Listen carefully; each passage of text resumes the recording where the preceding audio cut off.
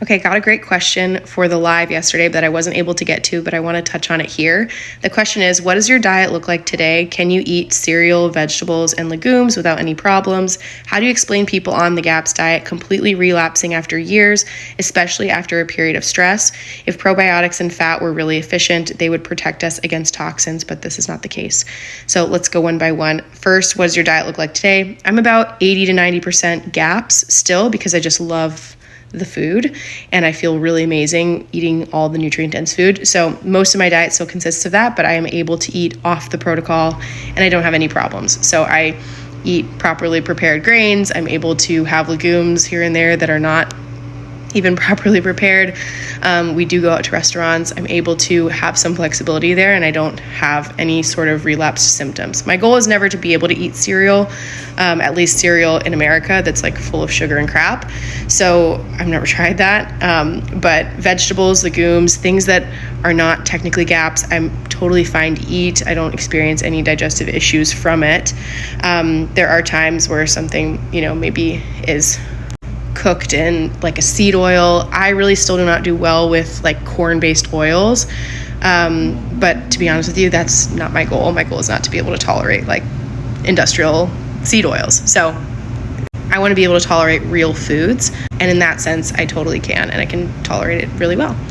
And how do you explain people on the GAPS diet completely relapsing after years, especially after stress? I think this is really interesting because it kind of sheds light on this common idea people have about the GAPS protocol or any sort of wellness protocol in general, where they think that if you just do your time, you can live the standard American way and not think about your stress levels or your toxicity load or your gut health for the rest of your life if you just do this time.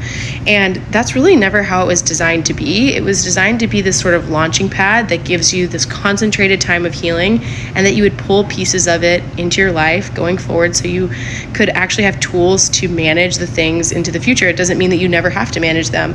Actually, stress before and after the GAPS diet are still going to impact your gut lining. You can still experience such radical amounts of stress and trauma after the GAPS protocol, and it can still cause leaky gut and cause dysbiosis. This doesn't make you immune from those things. It does make you more resilient. You're probably going to experience less symptoms than you had maybe before when you were in a very depleted, malnourished, toxic, stressed, dysbiotic state, but it doesn't make you immune from it.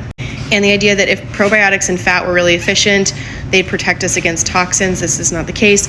Honestly, our world is living in unprecedented amounts of toxicity. So it is something so the levels we're experiencing are things that we've never seen before. We are probably living in a generation that's going to need to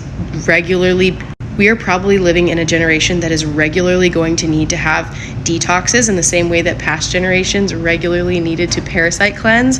Like, our bodies are just hyper exposed to things we were never meant to be exposed to. And I don't think that that's a problem on the body or on the diet. It's really just a product of living in this world.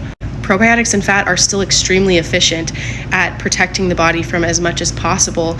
But when we're dealing with 10,000 new chemicals created every year, there's only so far that that's going to go before we actually have to be intentional about detoxing the body on a regular basis. And I don't think that's a bad thing. I don't think that that means that those things didn't work. It just means that we're dealing with something new that we need to probably adapt our lifestyles to manage better.